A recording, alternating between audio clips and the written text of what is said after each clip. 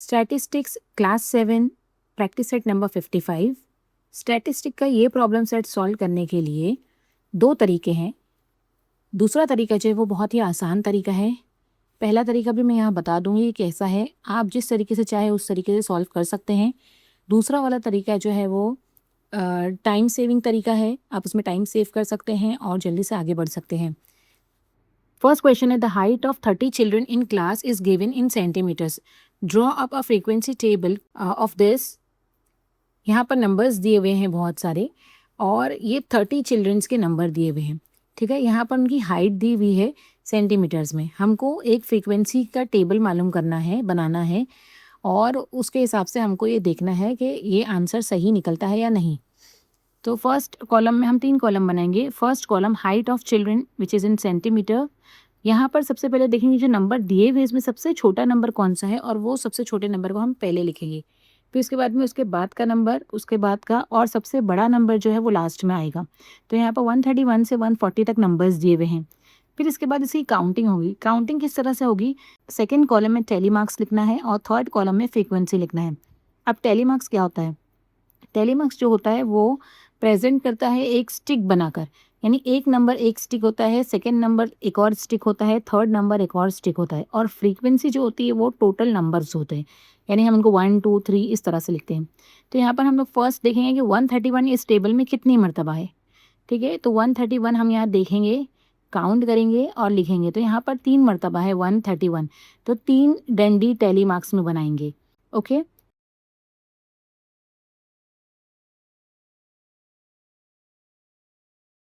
फिर 132 ऐसे ही देखेंगे, 132 देखेंगे कितनी मरतबा दिया हुआ है, 3 मरतबा दिया है, तो 3 डंडियाँ बनाएंगे।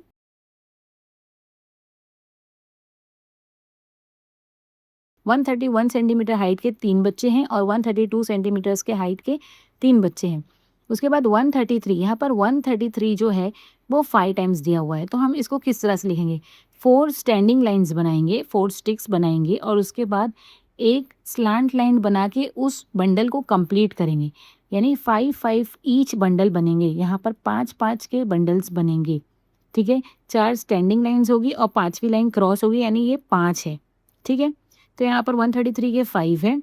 इसी तरह 134 135 के 3 स्टूडेंट्स हैं और 136 सेंटीमीटर्स के 2 स्टूडेंट हैं, 137 के 2 स्टूडेंट्स हैं, 138 के 1 ही स्टूडेंट है, 139 सेंटीमीटर्स के 3 स्टूडेंट्स हैं और अगेन 140 सेंटीमीटर्स के 5 स्टूडेंट हैं।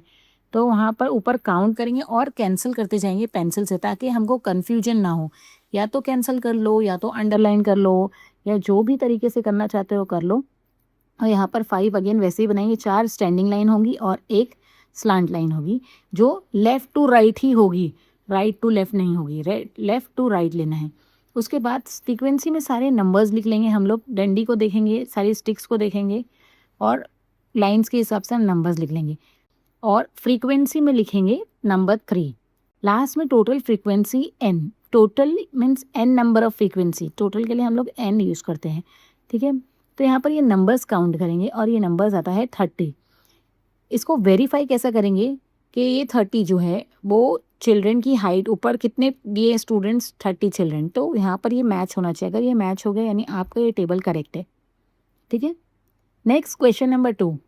In a certain colony, there are 50 families. The number of people in every family is given below. Draw up the frequency table. सबसे इजी तरीका मैं आप लोगों को बता रही हूँ कि इसे किस तरह से सॉल्व करना है। और ये बड़े मार्क्स के लिए आता है, 3 मार्क्स के लिए भी आता है, 4 मार्क्स के लिए भी आता है और ये बहुत अच्छा लगता है जब ये पेपर पे बनता है और बहुत इजी है। तो इसका तरीका कैसा होगा, पहले कॉलम में हम लोग को लिखने का है कि यहाँ पर जो दिया ना, the number of people in each family और every family is given below, है ना, ये लाइन से हम लोग को ये लाइन उठाना है, number of people in each family, यहाँ पर लिख दिए। उसके बाद पूरे नंबर्स में, गिवन नंबर में लिखना है सबसे छोटा नंबर कौन सा है, नंबर 1 सबसे छोटा है, यहाँ लिख दिए। उसके बाद सबसे बड़ा नंबर कौन सा है, नंबर 5 सबसे बड़ा नंबर है, तो 1 और फिर देखना है 2 3 4 भी अवेलेबल है या नहीं, 1 से लेकर 5 तक लिख देना है। नेक्स्ट कॉलम में अगेन टेली मार्क्स होगा। अब यहाँ पर हम काउंटिंग कैसे करेंगे, पेंसिल ले लो या पेन ले लो, पेन ले लेंगे तो हम डायरेक्टली लिख सकते हैं। यहाँ पे कैसे कैंसिल करना है, नंबर 5 कैंसिल करेंगे और एक स्टैंडिंग लाइन 5 के कॉलम बनाएंगे, फिर 4 कैंसिल करेंगे, स्टैंडिंग लाइन 4 के कॉलम में बनाएंगे, फिर 5 कैंसिल करेंगे 5 के कॉलम में, 4 4 के कॉलम में, 5 अगेन 5 के कॉलम में, फिर 3 3 के कॉलम में, फिर अगेन 3 3 के कॉलम में, अगेन 3 दिया है, कैंसिल करना है और स्टिक्स बनाते जाना है। इससे क्या होता है कि हमारा एक भी नंबर मिस नहीं होगा। हमको ढूंढने में टाइम वेस्ट नहीं होगा, हमारा एक भी नंबर मिस नहीं होगा और हम प्रॉपरली एक के बाद एक नंबर कैंसिल करते जाएंगे और नीचे लिखते जाएंगे। ठीक है, हम दो दो नंबर भी ले सकते हैं, 3 4 4 3 4 2, यानी 4 में एक डिंडी बनेगी, 2 में एक बनेगी, 3 में बनेगी, 4 में बनेगी। लेकिन अगर चाहते हो कि और ज़रा भी मिस्टेक ना हो तो एक नंबर कैंसिल करो और एक बॉक्स में नीचे स्टैंडिंग लाइन बनाते जाओ। जैसे ही 5 हो जाएंगे तो 4 स्टैंडिंग लाइन के बाद एक स्लांट लाइन बना दो।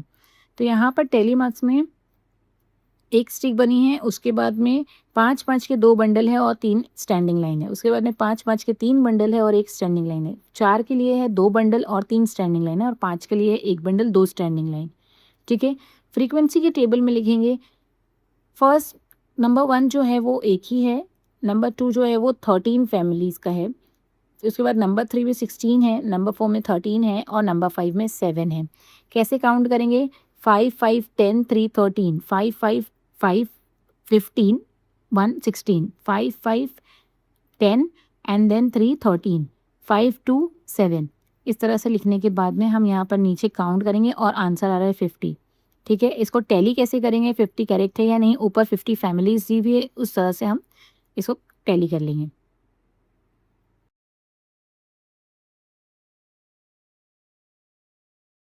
नेक्स्ट क्वेश्चन है question number 3। A dice was cast 40 times and each score noted is given below. Draw up a frequency table for this data. Again हम लोग टेबल बनाएंगे। Number on top face of the dice, ये लिखेंगे कि हम जितनी मरतबा भी डाइस फेंकेंगे उसमें ऊपर की तरफ क्या आता है, वो ये सारे नंबर्स दिए हुए हैं। फिर उसके बाद में नंबर देखें कहाँ 1 से स्टार्ट हो रहा है, 2 भी है, 3 भी है, 4 5 एंड 6 भी है। मेथड यूज़ करूँगी, कैंसिल करो और लिखते जाओ, कैंसिल करो और लिखते जाओ। तो पहले यहाँ पे 3 दिया हुआ है, कैंसिल करके 3 के कॉलम में जाएगा एक स्टिक, फिर 2 दिया है वो कैंसिल करो, फिर एक स्टिक 2 के कॉलम में, 5 दिया है 5 के कॉलम में, 6 के कॉलम में, 4 के कॉलम में, 2 के कॉलम में, 3 के कॉलम में। इसी तरह से स्टिक्स बनानी है। फिर बाद में यहाँ पर 2 के पास में 4 स्टिक्स होने के बाद में एक फिफ्थ आती है जिसका एक बंडल पूरा बनता है। लेफ्ट टू राइट हमको बंडल बनाना है। उसके बाद 3 में है, 4 में है, 5 में है, 6 में है। ठीक है,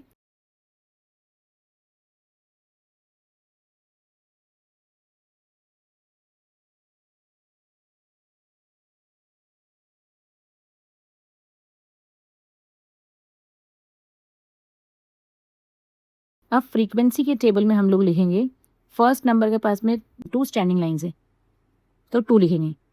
2 नंबर पे एक 5 है और उसके बाद 3 है, 5 3 8, फिर 3 है तो 3 कितना है, 5 5 10 3 13, फिर 4 है, 4 में 5 का एक बंडल है और 3 है तो 5 3 8, 5 नंबर 5 वहाँ पर 5 का बंडल है इसलिए हम डायरेक्टली 5 लिखेंगे और नंबर 6 के पास में 4 स्टैंडिंग लाइन्स है तो हम फ्रीक्वेंसी में 4 लिखेंगे। टोटल करने पर टोटल फ्रीक्वेंसी n आता है हमारा 40। The number of chapatis that 30 children in a hostel need at every meal is given below. Make a frequency table for these scores. यहाँ पर नंबर ऑफ चपातीज दी हुई है जो 30 बच्चों के लिए बनती है जो हॉस्टल में रहते हैं, एवरी मील में, हर मील में।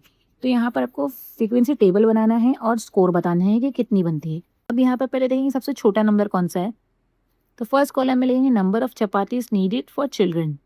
उसके बाद में अब 2 रोटियां कितने बच्चों को लगती है, 3 रोटियां कितने बच्चों को लगती है वो मार्क कर रहे हैं। अगेन हम लोग स्टार्ट करेंगे सिंपल तरीके से, 3 कैंसिल करेंगे 3 के कॉलम में, 3 के रो में लिखेंगे, 2 कैंसिल करेंगे 2 की रो में लिखेंगे, अगेन 2 है 2 की रो में, 3 है 3 की रो में, कैंसिल करते जाएंगे और लिखते जाएंगे।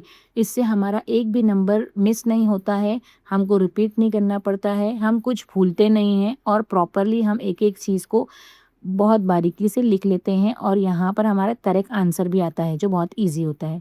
तो यहाँ पर फर्स्ट फ्रीक्वेंसी देखेंगे, टेली मार्क में एक 5 का बंडल बना हुआ है और एक 4, यानी कि 9 स्टूडेंट्स जो है वो 2 चपातीस खाते हैं।